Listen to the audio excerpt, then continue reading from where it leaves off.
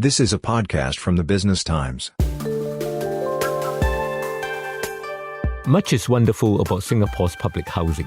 For many Housing and Development Board or HDB flat owners, one great aspect of owning an HDB flat is wealth creation. There's a large pool of HDB resale flat buyers and an active market. And HDB resale flat prices have risen strongly post-COVID. The resale price index rose by 43% between first quarter 2020 and second quarter 2024. Welcome to PropertyBT, a podcast series by the Business Times. I'm senior correspondent Leslie Yee, and I'll be your host as we gather insights on all things Singapore property to help you in your property investment journey. Let's get to grips with what is driving the HDB resale flat market with Christine Sun, Chief Researcher and Strategist of consultancy Orange Tea Group. Welcome, Christine. Hello, everyone. Christine, I think there's much buzz in the HDB resale market.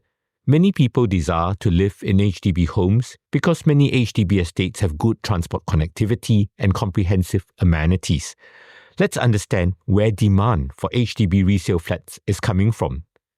Christine, who are the buyers of HDB resale flats and why has demand been strong? Demand has started picking up ever since the pandemic started. It's mainly because of the construction delays for the BTO flats. So that's why many of these people, they have shifted from buying BTO flats to resale flats. So currently, we are seeing different buyers from different markets. Like for example, one of them is definitely the first-timers because the government has given many subsidies to eligible first-timers who are purchasing their resale flats. As they complete more flats, that means the constructions pick up for BTO flats. We have also seen many of these first-timers, they have shifted back to the BTO flat. Another group will be the private downgraders. That means they own a private property and they subsequently sold their private properties and they have shifted to HDB resale flats. So some of these people have done so because after the pandemic, property prices, especially for the landed properties and condominiums, prices have been rising. So because of that, many of them, they have exceeded the market and they have decided to downsize to a HDB resale flat. We have also seen another group of people coming into a HDB resale market, which are the HDB flat owners. Maybe they are shifting from smaller HDB flats. They have decided to upgrade to a bigger HDB flat. Christine, you talked about how there are more BTO flats being built, right? So will the building of these more BTO flats really dampen demand for HDB resale flats? Do you see that happening? Right now, we do see that the application rates for the BTO flats have been dropping. So that actually is quite a good news for these young people because they have a higher chance of getting these BTO flats. So with this, I believe that some demand will gradually be shifted to the BTO flat market, especially since the government right now has pushed out a lot of very good locations. And moving forward in October, they'll be also launching plus flats, which are very attractive. So we do see that perhaps some demand may start to come down slightly in the upcoming months. Yes, I guess you mentioned at the other end of the spectrum, you have older Singaporeans owning private homes bought some time back, probably sitting on big profits. And I suppose trading a private home for an HDB home is great for retirement adequacy. It frees up a lot of funds, right? So actually, how big a factor are private home downgraders in the HDB resale market? Based on the data that we have, we do not really know how big are these private home downgraders. But what we can do is that we can infer from maybe past trends. Let's say, for example, ever since the government implemented the 15-month wait-out period, that means they have to wait 15 months after selling their private properties before they can buy a HDB resale flat. We noticed that the number of million-dollar transactions dropped quite noticeably. And we also noticed that for demand for some of these bigger flats, demand has also dropped slightly. So we can infer that perhaps this group of buyers, they could be these private downgraders. And ever since the first batch of maybe private downgraders, they have completed the 15-month wait-out period, we started seeing again an uptick in terms of the number of million-dollar transactions. And in fact, price is pretty high. So we can infer from these trends that perhaps they are the ones who are pushing, some of these high-end transactions for the HDB resale market. Christine, I suppose it's good that there's housing mobility in Singapore, right? I mean, one can move from an HDB home to a private home back to an HDB home. However, I suppose ex-private home owners competing for resale homes does make it harder for some young families to buy resale units. So, In your view, do you think there's any need to cool demand further for HDB homes from private homeowners? It really depends on what these buyers are looking for in the HDB resale market. Because if you look at the $1 million transactions, it's still less than 5% of the total transactions. And the good thing is that the government right now is actually pushing out many affordable, very good locations, BTO flats for people to choose. So there is still a possibility with first-timers going back to the BTO market. Then for the other people who want to buy resale flats, they could have other choices with some of this demand being taken away. Christine, you have mentioned about these $1 million HDB flat transactions. As a news media, we sometimes struggle to get readership for some of the stuff we put out, but there's hardly any problems when we report on record-breaking prices fetched for sale of HDB resale flats. I think recently there was a 5-room flat at Margaret Drive near Dawson Estate that fetched nearly 1.73 million Singapore dollars. And as you point out, only a small proportion of HDB resale flats transact for over $1 million, albeit there has been a growth in such transactions. I think over the second quarter, there were about $236 million or more HDB resale flat transactions. In your view, does it make a lot of financial sense to pay top dollar for a much coveted HDB resale flat? Well, I think it depends on what the buyers peg the price of the resale flats. For example, if they compare it with a private property of a similar size and location, perhaps they will say that this price that they're paying for the HDB resale flat is still attractive because for private property of equal attributes, the price could easily be 2 to 3 times more. Let's say, for example, if you're looking at maybe a 5-room flat in Queenstown, right now it costs maybe about $1 million. But if you're talking about private property, maybe a resale condo or even a new condominium, it will easily cost more than $2 million. But if they were to pack it with, let's say, a BTO flat, then the person will probably pay about maybe $600,000 for the same flat. So that will be maybe about half of the price. But of course, I think the concern is that not all flats can command that kind of high price. Because usually, if you look at the $1 million transactions, most of them are either very big units, high floor units, or they are near downtown or city fringe areas.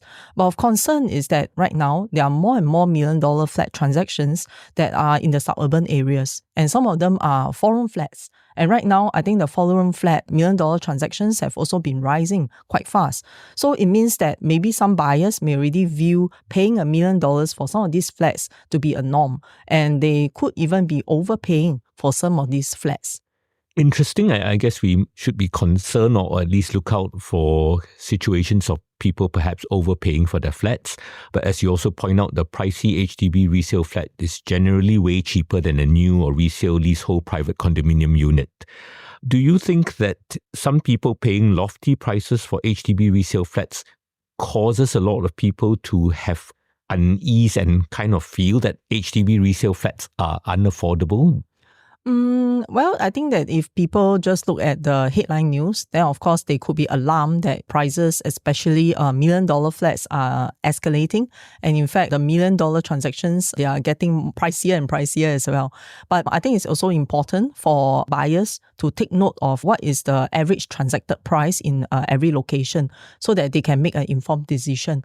By and large, most of the other areas around Singapore, I think the median price is still hovering at about maybe 500 over 1,000 or so. If we take that into perspective, then perhaps that will cool down some of these expectations that they have in the market. And of course, if they are looking for maybe slightly more affordable units, they can still look at other areas, like for example, maybe in the non-mature estates, maybe a unit that's slightly further away from the MRT station. There are still many of these affordable resale flats that are in the market right now.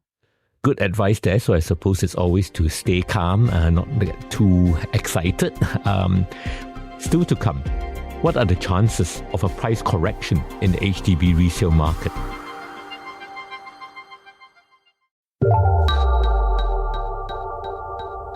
Money Hacks now comes to you every Monday. Get useful financial tips every week. How much to save, what to invest in, Howie Lim asks the experts, so you have the answers. Money Hacks by the Business Times. Every Monday, go to bt.sg/moneyhacks. or wherever you get your podcasts. And now, back to PropertyBT from the Business Times. Welcome back to PropertyBT. I'm Leslie Yee. Property markets have cycles. Yes, home prices generally rise as incomes rise and development costs increase. Still, occasionally housing markets may have downturns. I wonder if the HDB resale market is immune from price correction. I remember for quite some time back, in the not too distant past, HDB resale flat prices were largely flat. Christine, what is the possibility of HDB resale flat prices correcting? I think that's a very good question because right now, because of the past few years of price increases, people tend to forget that properties prices, they move in cycles. So the last time when prices corrected or undergone a period of stagnation was after the 2013 when TDSR was first implemented. So when we look at the price index from 2013 all the way to 2020, it was around 6 to 7 years of prices did come down for certain areas and then stagnated for many areas. Thereafter, during the pandemic, when there was this construction delays and many of these people, they shifted from buying BTO flats to HDB resale flats, that's when we see prices escalating for over the past few years. And right now, I think it's starting to stabilize. Therefore, property market do move in cycles. And the current upcycle was driven by special circumstances. And right now, because the government is pushing out more BTO flats, so supply is going to build up. And the other risk is that there could be another global economic crisis that may affect the market as well. So like for example, it happened in 1995, which was the Asian financial crisis.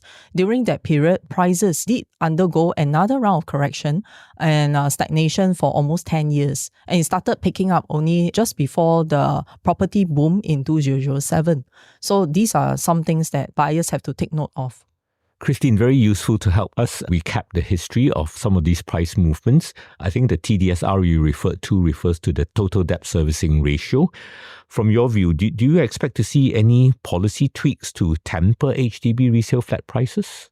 I think right now the government has already introduced quite a few things to maybe slow down the pace of price growth over the past 2 years. One of them will be to reduce the LTV, which is the loan to value ratio, and as well as this 15-month wait out period for private homeowners. So at least that helped to slow down the pace of price growth for at least about a year plus.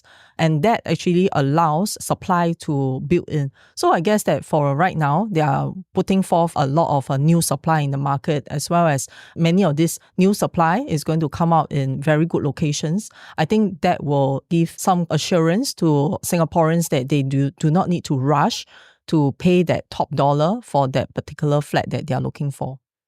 Indeed, so the HDB will continue being busy to build more homes, build them in good locations, and hopefully housing demand will be satisfied.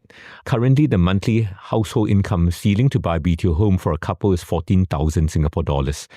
Christine, should help be given to people who cannot buy BTO units, such as those who bust the income ceiling by relaxing the eligibility criteria to buy BTO homes?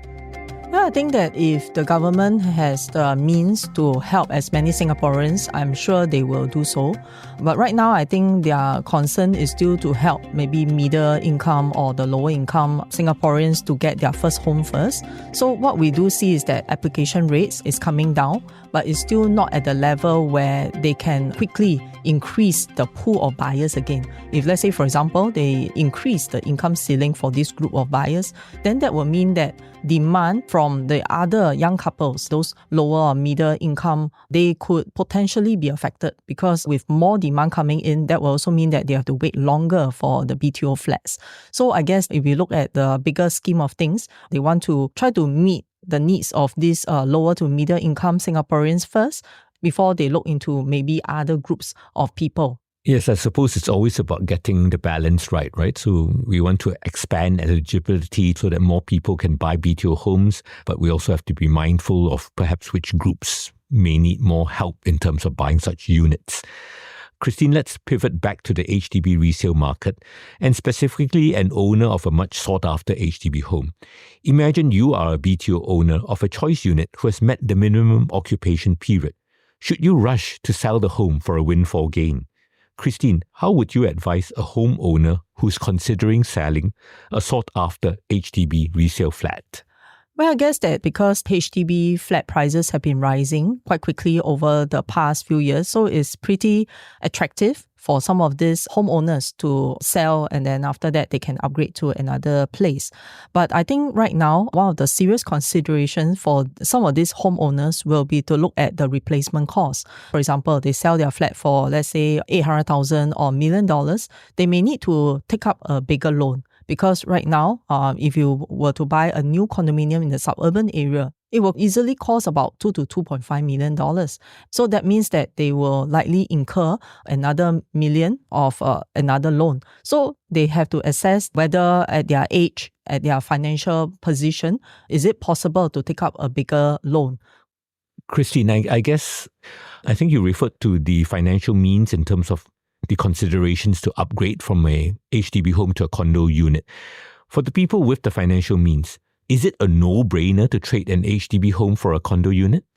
Well, I guess that, of course, for a lot of Singaporeans, they do aspire to stay in condominiums because of the facilities. Sometimes they may want to shift for privacy, or they want to get to a good school, or to shift nearer to the workplace. If they were to sell the HDB resale flat and then they do not have to top up a lot of money, then perhaps that would be a very good suggestion. Our HDB homes and estates are constantly being improved. So think twice about giving up an HDB home. Also be careful not to overpay in the HDB resale market even if you have pressing housing needs. There's a choice of units available at different price points. Meanwhile, we'll have to see how the new changes to lower the loan-to-value for HDB loans and increase housing grants for lower to middle-income households impact the HDB resale market. Thank you to my guest, Christine Sun of Orange Tea. Thank you. That's it for PropertyBT this time. Join us next time where we look at HDB's new Standard Plus and Prime model for BTO projects. Will Plus and Prime flats that come with tighter restrictions be popular with BTO applicants? Does the longer minimum occupation period of Plus and Prime BTO homes kill the dream of upgrading to a private home? I'm Leslie Yee. Thank you for listening and happy property hunting. This is a podcast by the Business Times. Find more BT podcasts at businesstimes.com.sg/podcasts. Or wherever you get your podcasts. This podcast is meant to provide general information only. SPH Media accepts no liability for loss arising from any reliance on the podcast or use of third parties' products and services. Please consult professional advisors for independent advice.